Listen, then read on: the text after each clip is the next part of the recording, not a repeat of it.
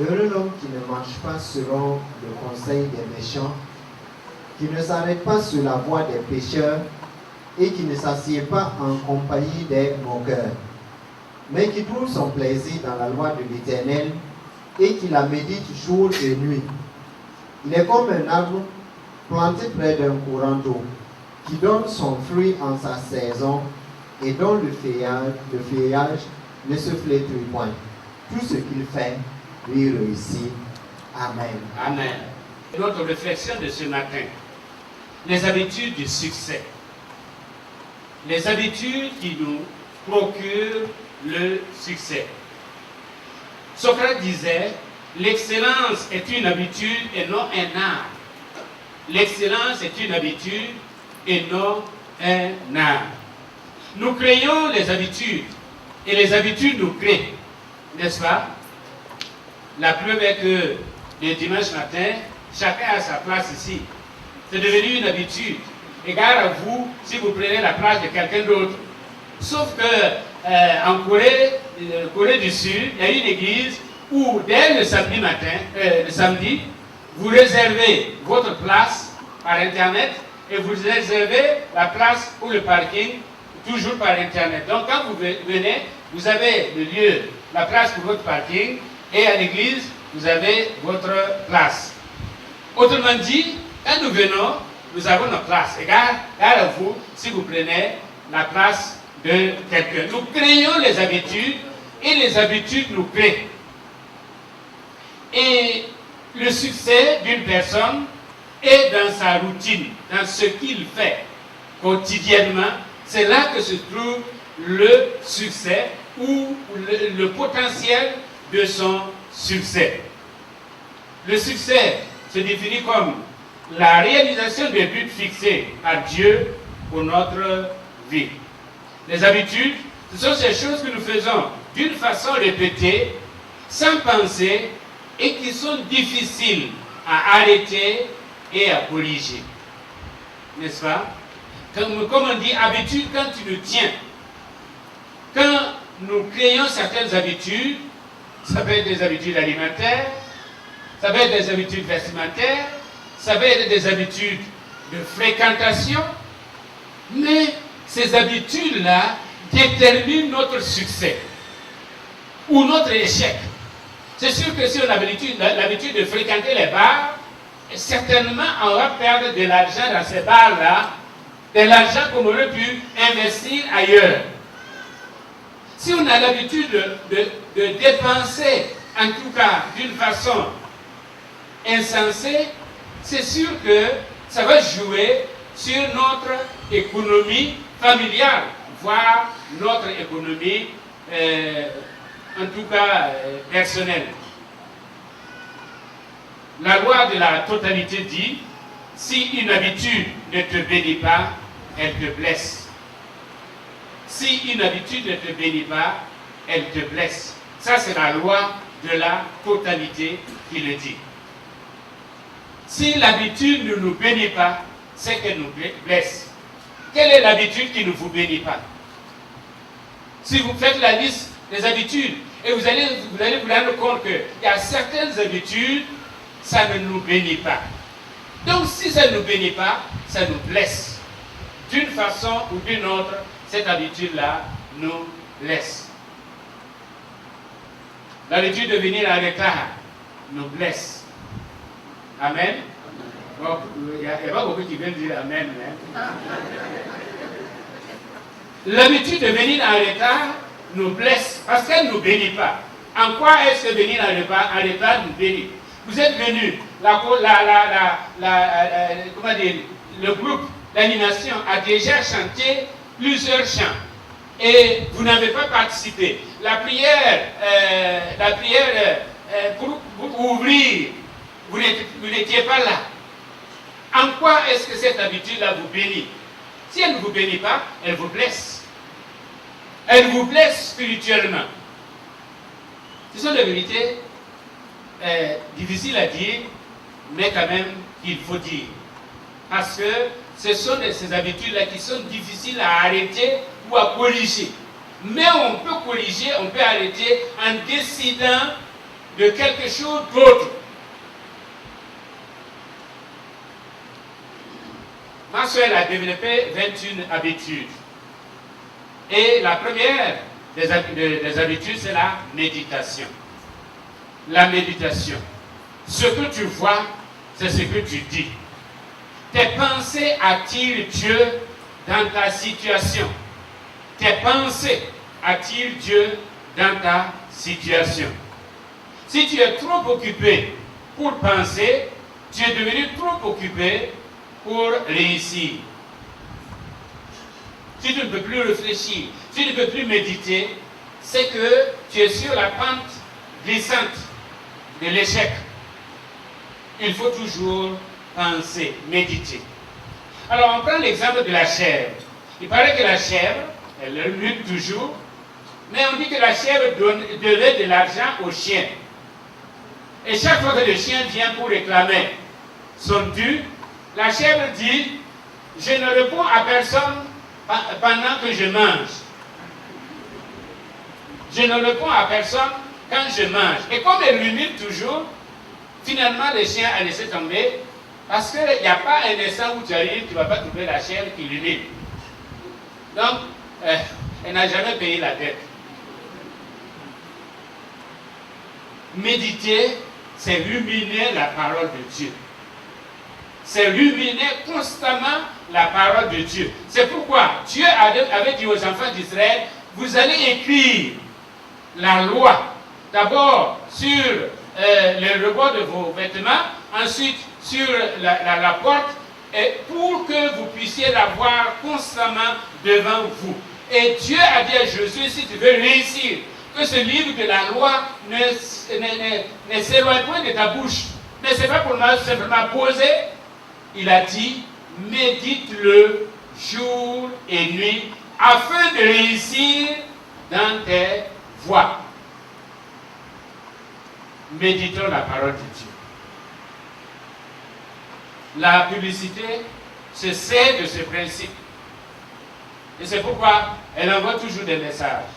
Parce que plus vous voyez, plus vous attardez sur la chose, vous pensez à la chose, vous méditez la chose, et finalement vous faites la même chose. Méditons la parole de Dieu.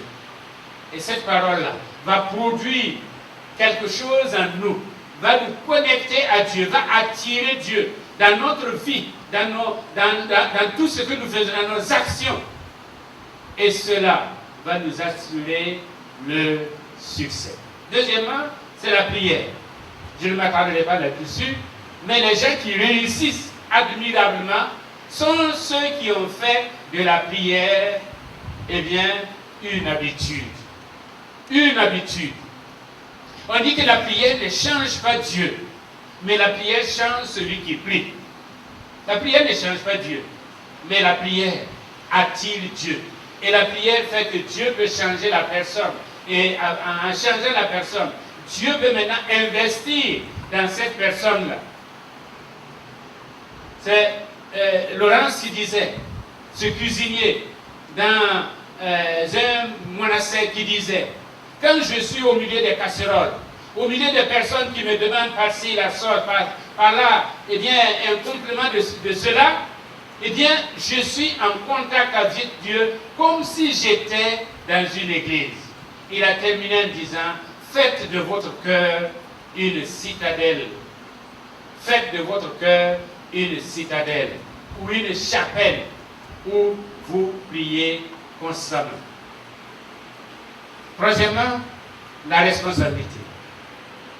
Nous l'avons déjà dit avec Cyril Covey, la responsabilité, c'est l'habilité à la réponse, c'est-à-dire le fait d'échapper à la notion de victime, en se disant, eh bien, on m'a pris, je n'ai plus de choix, je n'ai plus le choix. On a toujours un choix, et la responsabilité consiste à trouver une solution là où personne n'a trouvé. Et comme on l'a dit, vous n'êtes pas encore une faillite juste à ce que vous blâmiez quelqu'un d'autre. Parce que notre problème, c'est toujours quelqu'un. C'est quelqu'un qui m'a fait. c'est quelqu'un qui est la cause. Non, nous sommes la cause. Nous sommes la cause de notre succès, nous sommes la cause de notre échec. Si nous comptons sur Dieu et nous nous attendons à Dieu, eh bien, Dieu nous aidera, l'Esprit de Dieu nous aidera à trouver une solution au lieu d'être confinés dans une seule réponse. Vous n'êtes pas encore une faillite ou un échec, jusqu'à ce que vous commenciez à blâmer quelqu'un d'autre. Si vous voyez dans ce qui ne va pas dans votre vie, que c'est la faute retombe sur quelqu'un d'autre, alors à partir de là, vous êtes une faillite. Mais si vous vous dites, non, je dis non à l'ennemi, je dis non à Satan, et je vais trouver une solution dans ce problème, nous allons trouver la solution et nous allons glorifier Dieu. Il faut être proactif. L'excuse est contre-productive. L'excuse est contre-productive. Il ne faut jamais trouver des excuses. Au contraire, il faut trouver des solutions. L'auto-amélioration. L'apprentissage ne se limite pas aux 4 murs dans une école. La vie est une école en soi-même. Et quand nous décidons d'apprendre, nous allons réussir. Quand nous décidons d'apprendre de nos erreurs, quand nous décidons d'apprendre des autres, non pas d'envier les autres, mais dans une sorte d'émulation. Nous voyons ce qu'ils font, et c'est bien. Et nous nous inspirons de leurs exemples. Alors là, nous apprenons quelque chose et nous nous améliorons.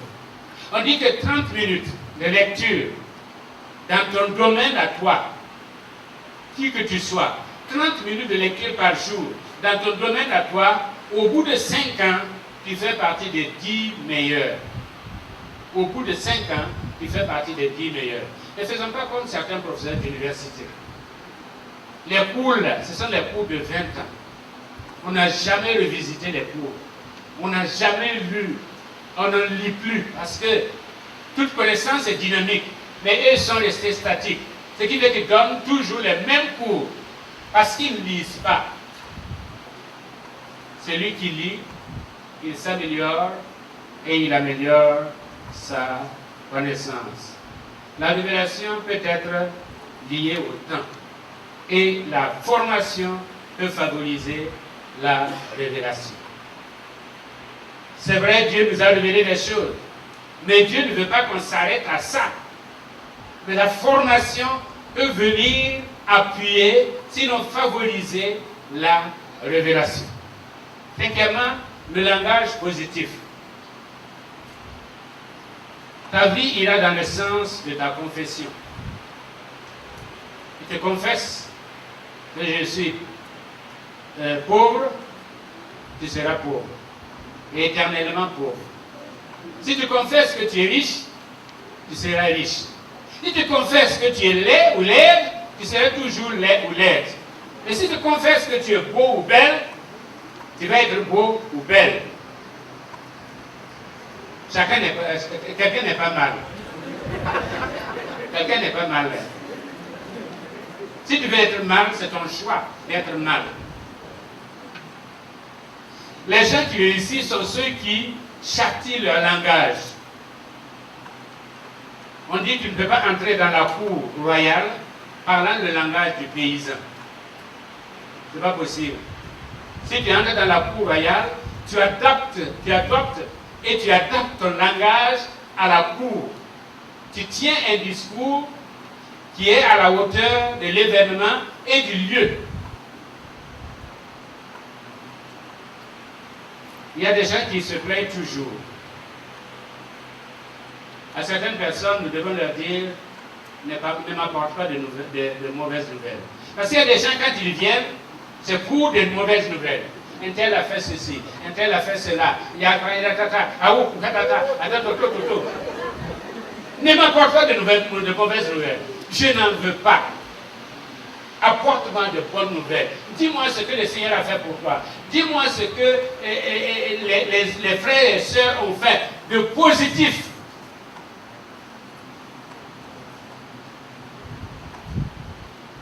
Les Anglais disent mon meilleur est toujours à venir. Amen. Mon meilleur est encore à venir. ton meilleur est encore à venir. Dieu n'a pas encore fini avec toi. Il continue et le meilleur est à venir.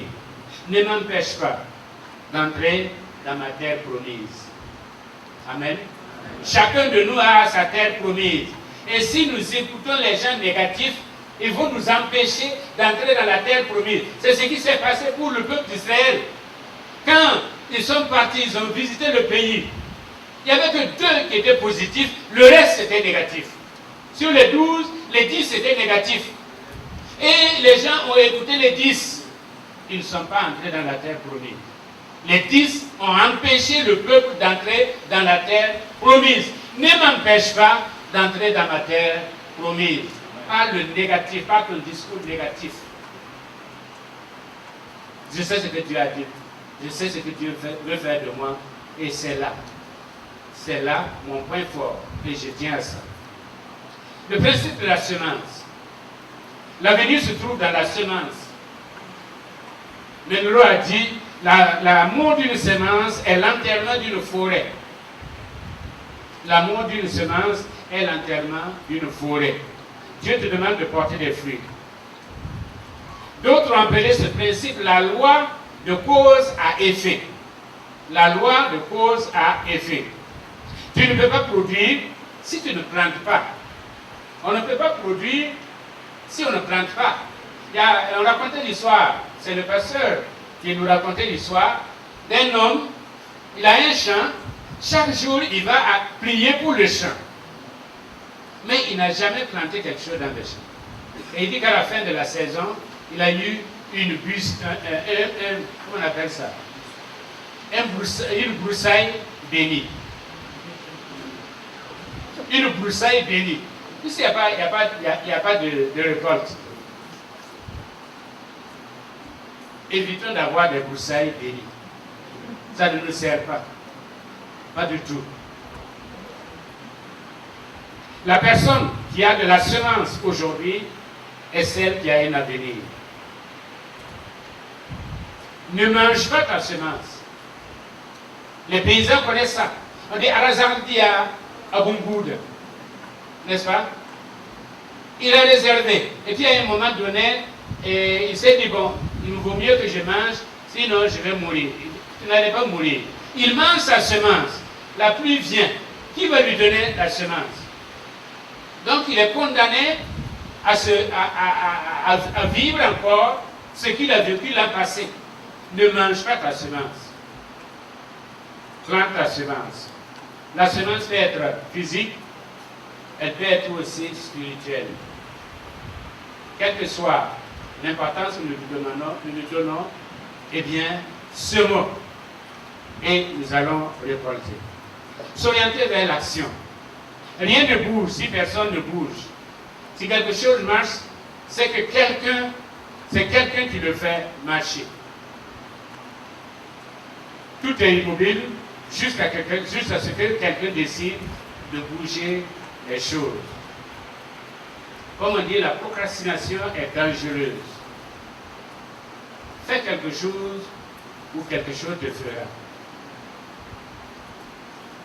Même si on ne fait rien, il y a des choses qui vont nous arriver. Donc, autant faire quelque chose. Au lieu de rester là, jusqu'à ce que quelque chose nous arrive. Et on dit, non, ça ne devait pas m'arriver. Parce que tu étais immobile. La planification. La planification doit faire partie de nos habitudes. Si tu manques de planifier, tu planifies pour échouer. Si tu manques de planifier, c'est que tu as planifié pour échouer. En tout cas, il y a des spécialistes ici en matière de planification qui peuvent vous dire, tant que vous n'avez pas planifié, vous n'allez nulle part parce que vous tournez en rond. Et vous revenez toujours à la case de départ avec moins de moyens. Se fixer des objectifs se trouve dans la planification. Ensuite, il y a le service. Il faut se passionner pour ce qu'on peut donner et non pour ce qu'on peut recevoir. pour ce qu'on peut donner et non pas ce qu'on peut recevoir. Les gens qui réussissent sont ceux qui ont réalisé que plus on donne, plus on a. 4, 20, 35 nous dit, il y a plus de bonheur à donner qu'à recevoir. Les gens avares provoquent leur propre dessèchement. Quand vous ne voulez pas donner, en fait, vous êtes en train d'épuiser votre source. Parce qu'il faut que ça se renouvelle. Et si vous ne laissez pas passer, ça ne va pas se renouveler. Au contraire, ce qui est dedans va se dessécher. C'est la différence entre la mer morte et le Jourdain. La mer morte garde tout, ne laisse rien passer, et tout pourrit, et elle se rétrécit. Tandis que le Jourdain, qui laisse passer les choses, est renouvelé constamment. Et il y a la vie dans le Jourdain, et il y a la mort dans la mer morte. Ceux qui servent gagnent le jeu. C'est la loi du tennis. Si vous ne servez pas, vous ne gagnez pas le jeu. Si quelqu'un entre dans ta boutique ou quelqu'un vient dans ton service, ce n'est pas pour acheter la honte ou les insultes, mais pour acheter, pour recevoir des services de qualité. Des services de qualité. Servir les autres, être là pour les autres, accueillir les autres, répondre aux besoins des autres. Voilà ce à quoi Dieu nous a appelés. Ce sont les services de qualité qui attirent le public. Sinon, ils vont faire le boycott des gens. Vous avez une boutique, vous voulez vendre. Si vous ne recevez pas bien les gens, on fait le boycott des gens. Personne ne vient plus là. La décision. La décision détermine la destinée. Rien ne devient dynamique à moins d'être spécifique. Notre destination est le résultat de notre décision. La vie trace la voie pour la personne qui sait où elle va.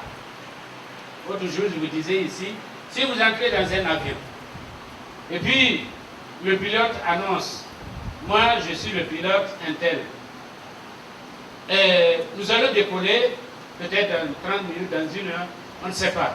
Mais quand on aura le temps, on va décoller. Pour ce qui est de la direction, on verra, on va suivre la direction du vent. Là où le vent nous pousse, on va aller. Est-ce que vous n'allez pas sortir de cet avion-là? C'est sûr que vous allez sortir de cet avion-là. Quelqu'un qui ne sait pas où il va, alors que vous, vous savez où vous voulez partir. Un chrétien sans décision est inutile à Dieu et même au diable. Il est inutile à Dieu et même au diable. Parce que même le diable, il se sert des personnes compétentes. Il se sert des personnes qui savent ce qu'elles veulent dans la vie. Et non pas de ceux qui sont assis en se disant ça va aller, ça va ira. Non. Ton succès commence par ta décision. Ce que tu as décidé de faire, c'est ça qui va être le commencement de ton succès. Comme disent les Anglais, dream great, start small, go deep. Il faut rêver grand. Il faut commencer petit en allant en profondeur. Il y a des gens qui dream great, mais qui veulent commencer great. Non, ça n'existe pas. Dream great, but start small and go deep. L'innovation. Les gens qui réussissent sont ceux qui utilisent ce qu'ils ont pour avoir ce qu'ils veulent en investissant dans de nouveaux outils pour atteindre de nouveaux buts. Il ne faut jamais utiliser les mêmes choses, les mêmes techniques. Non. Avec le temps, eh bien, ce ne sera plus rentable. N'utilisez pas les mêmes manites. Parce que les manies de nos mères et grand-mères, si vous les amenez à Ouara ici, vous ne pouvez pas les utiliser.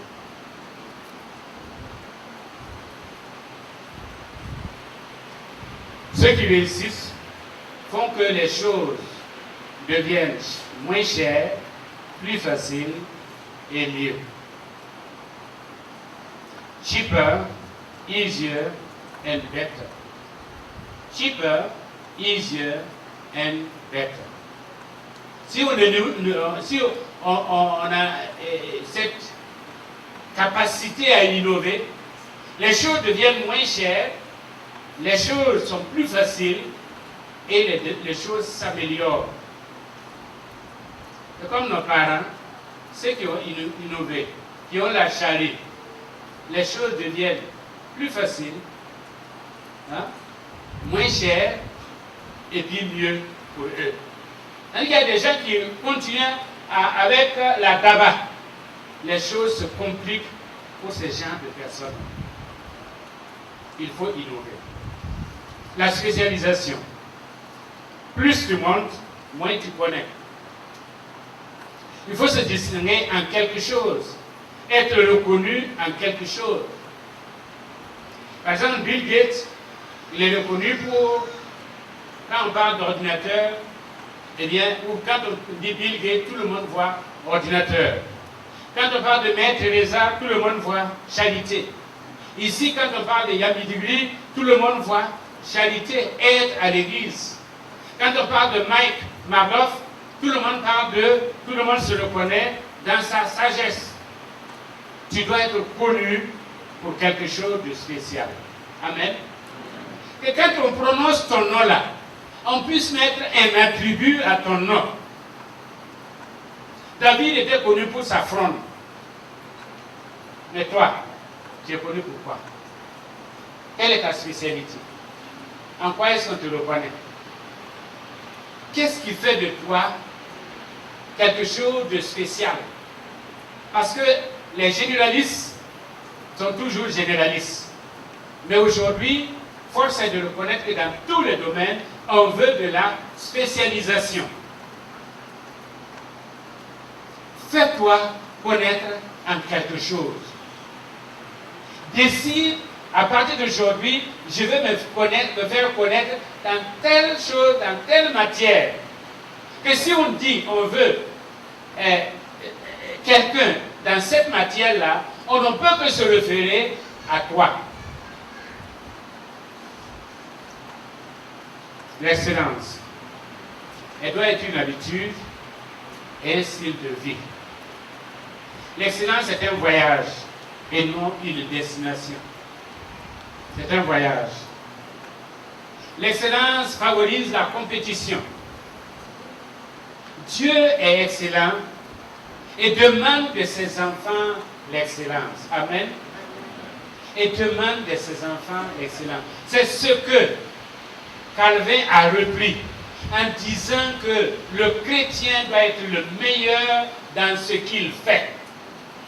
Excellent. Nous n'avons pas le droit d'être médiocre. Non. Parce que nous avons tout pour être excellent. La culture de l'excellence. Et non pas, oh, qu'Ismaël vit. On se contente des à peu près. Non. En tout cas, dans l'œuvre de Dieu, Dieu veut l'excellence. Et ensemble, nous allons atteindre l'excellence. Amen. Amen. Nous allons atteindre l'excellence. En tout cas, il y aura des gens qui vont traîner des pieds, mais la majorité d'entre nous, nous allons travailler pour l'excellence et atteindre l'excellence. Parce que vous aimez l'excellence. Parce que vous êtes excellent. Amen. Amen. Dieu vous a donné la capacité d'être excellent. L'excellence en toutes choses. L'association. Avec qui marchez-vous? Il y a 7 personnes autour de vous ou de toi qui déterminent ta réussite ou ton échec. Et ces 7 personnes-là, tu peux d'abord citer ton épouse ou ton époux, ensuite grouper tes enfants, deuxième personne, ce sont tes enfants, et le reste là, les 5 autres là, c'est toi qui établis la liste.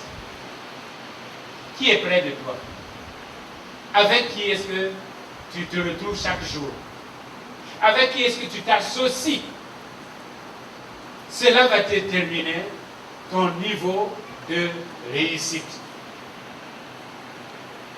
La Bible dit que celui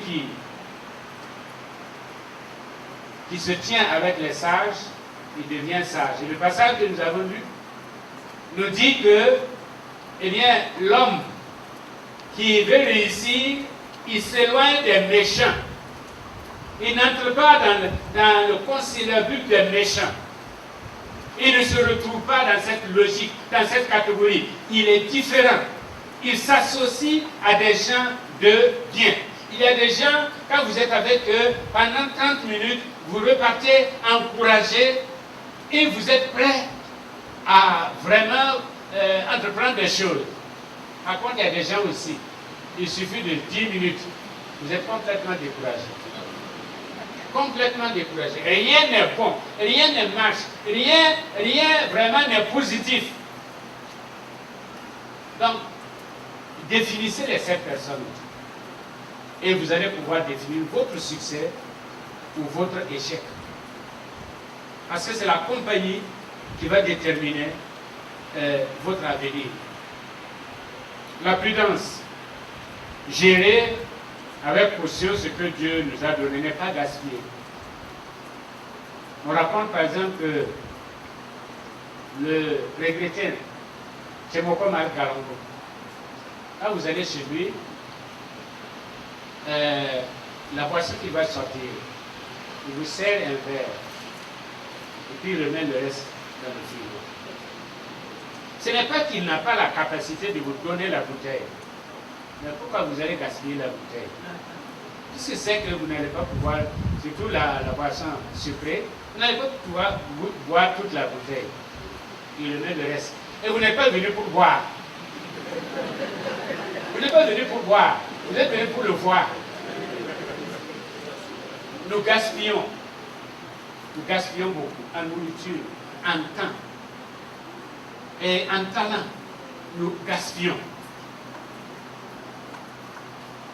Et Dieu veut que nous soyons des économes fidèles. Ne gaspillons pas les biens que Dieu nous a donnés, mais utilisons-les pour la gloire de Dieu. L'intégrité. Être honnête avec Dieu et avec soi-même. L'intégrité encore est un style de vie. C'est ce que tu fais quand personne ne te voit. L'intégrité nous prédispose à la puissance. Le psaume 89, 20. Ton Dieu ordonne que tu sois puissant. L'intégrité des hommes droits, les élèves. Proverbe 11, 3. L'intégrité est un capital social. Amen. C'est un capital social. Tout le monde, surtout dans les affaires, quand il s'agit de l'argent, tout le monde a besoin de quelqu'un d'intègre. On a besoin de quelqu'un d'intègre. Même quand on n'est pas intègre, on a besoin de quelqu'un d'intègre pour protéger ses biens. À combien plus forte raison, Dieu. Soyons intègres dans ce que Dieu nous donne. Soyons intègres dans ce que Dieu nous demande. Soyons intègres. La gestion du temps. Le temps est plus que de l'argent. Le temps, c'est la vie. Le temps est la plus précieuse ressource que le ciel nous a donnée. C'est pourquoi, 3 petits points, il faut accorder plus de valeur au temps à l'argent. C'est vrai que les Anglais disent time is money, mais time is more than money. Il faut accorder plus de la valeur au temps qu'à l'argent. Il faut investir son temps dans la production. Ne le tue pas. Comme nous aimons à le dire, celui qui tue le temps blesse l'éternité. Il ne faut pas tuer le temps. Parce que si nous tuons le temps, nous blessons l'éternité, notre éternité, notre avenir. Et puis il y a la sensibilité. Il faut faire la différence entre le temps chronos, c'est-à-dire la montre, et le temps kairos, c'est-à-dire les saisons ou les opportunités. Le kairos est très important. Saisir les opportunités. On dit que la vie est divisée en 4 parties. Et la dernière partie, c'est le crépuscule. Le crépuscule de la vie. Et dans ce crépuscule de la vie, quand nous allons prendre nos retraites et qu'on va être assis, c'est le temps où on va se réjouir de l'investissement fait, ou bien on va regretter éternellement les opportunités ratées. Les occasions que Dieu nous a données et que nous n'avons pas saisies, nous n'avons pas utilisées. Mais c'est le temps, chronos, qui nous permet de saisir le temps, kairos. C'est le temps et montre là qui nous permet d'entrer dans le temps opportunité. Donnons de l'importance au temps. On dit que le temps, le travail et le repos sont divins. Le temps est divin. Il ne nous appartient pas. C'est pourquoi nous ne devons pas faire ce que nous voulons de ce temps-là. La reproduction. Soyez féconds et multipliez. La vision des grands hommes transcende le succès parce qu'ils mettent l'accent sur le successeur. Amen. Mettre l'accent sur le successeur. Cette église que nous avons vue, cette église de 20 000 membres, même si le pasteur venait aujourd'hui à quitter l'église, pas pour Margaret, je ne veux pas dire à mourir, mais à quitter l'église, il y a la relève. La relève est assurée. Il y a des jeunes pasteurs, il y a un pasteur assistant, mais il y a toute une dizaine de pasteurs bien formés qui connaissent la vie de l'église, qui sont imprégnés de la vie de l'église et qui peuvent prendre sa place. C'est ça le leader. Parce qu'un succès sans successeur est un échec. Quel que soit ce que nous faisons, que ce soit les business, que ce soit tout ce que nous faisons, si nous avons du succès et nous n'avons pas un successeur, après nous, tout s'écroule.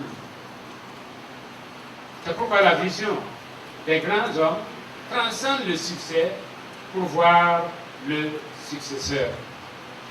Le repos. Les gens qui réussissent sont ceux qui savent aussi prendre du repos. Les indispensables sont au cimetière. Il faut se reposer. Il faut se reposer. Amen. Amen. Le repos est divin. Tu n'as pas le choix. Il faut se reposer. Et tant d'autres. Vous travaillez, et en Afrique, on ne prend pas du temps.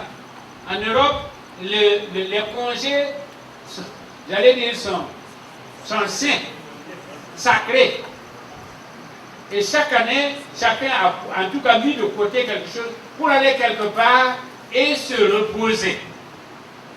Parce que ça permet le renouvellement. Le temps, comme je l'ai dit, Dieu a donné un exemple. Dieu n'avait pas besoin de prendre le sabbat. Mais c'est pour nous donner un exemple qu'il faut se reposer. Et Jésus lui-même a dit à ses disciples, allons de l'autre côté pour nous reposer. Si Dieu a eu besoin de repos, si Jésus a eu besoin de repos, ce n'est pas toi qui n'as pas besoin de repos. C'est un principe divin. Et finalement, la reconnaissance et la gratitude. La reconnaissance et la gratitude. On ne peut pas réussir si, de temps en temps, on ne s'arrête pas pour dire merci à Dieu. Amen. Amen. Compte les bienfaits de Dieu. Mets-les tous devant tes yeux. Et tu verras que tu passes plus de temps à te plaindre pour le peu qui te manque, au lieu de passer plus de temps à remercier Dieu pour le beaucoup qu'il t'a donné. Amen. Amen. Je crois que nous avons cité l'exemple de Pivot. Il dit, si tu vas au marché, au grand marché de Ouagadougou, tu vas dire non, il n'y a pas de maman. Pourquoi, Seigneur, tu m'as rendu pauvre? Hein, tu vois, il y a des tissus, il y a des bijoux, il y a tout ce qu'on peut trouver, et seulement il te manque l'argent. Et tu en veux à Dieu. Mais va à l'hôpital et à l'ordre. Tu vas voir des gens qui sont couchés, qui n'arrivent même pas à avaler l'eau là. À plus forte raison la bouillie. Qui demandent simplement à survivre. Qui demandent que Dieu leur accorde une nouvelle chance. Et là, tu vas apprécier ce que Dieu t'a donné. Soyons reconnaissants à Dieu. Ne soyons pas des ingrats. Des gens qui passent le temps à murmurer. Seigneur, tu ne m'as pas donné ceci. Tu ne m'as pas fait comme un tel. C'est la comparaison qui rend l'âne vilain. Sinon, l'âne est beau. Si vous le comparez au cheval, il devient vilain. Vous êtes des âmes bénis par Dieu. Amen. Sur lequel le Seigneur est monté. Amen. Et des âmes qui ont marché sur des gens qui ont posé le tapis rouge. Vous êtes des âmes du Seigneur, bénis du Seigneur. Ne vous comparez pas aux chevaux du monde qui n'ont pas d'avenir. Mais soyez reconnaissants. Que le Seigneur nous garde. Que le Seigneur nous bénisse. Et qu'il fasse en sorte que nous puissions développer des habitudes qui permettent à Dieu de nous bénir, qui permettent à Dieu de réaliser son plan dans nos vies, sa volonté pour nous. Alléluia. Merci Seigneur Jésus. Béni sois-tu Seigneur. Père éternel, je te demande de bénir ton peuple. Je te demande de bénir ton peuple. Père éternel, transforme leurs projets en réalité. Père éternel, en transformant leurs habitudes, donne-leur d'avoir de ces habitudes-là, où toi-même tu prends plaisir. Comme tu l'as dit avec Job, Job qui avait l'habitude chaque matin de t'offrir des sacrifices. Et tu respirais cette odeur-là. Et tu étais content, tu le bénissais. David, qui avait l'habitude de te louer, tu l'as béni. Allez, Joseph, qui avait l'habitude d'être connecté, tu l'as béni. Seigneur, donne à ton peuple de développer des habitudes dans lesquelles toi-même tu puisses dire, as-tu vu mon enfant? As-tu vu mon enfant? Je ne peux pas lui cacher quelque chose. Je ne peux pas ne pas le bénir. Je ne peux pas ne pas l'assister. Je ne peux pas ne pas le guérir. Merci Seigneur. Alléluia.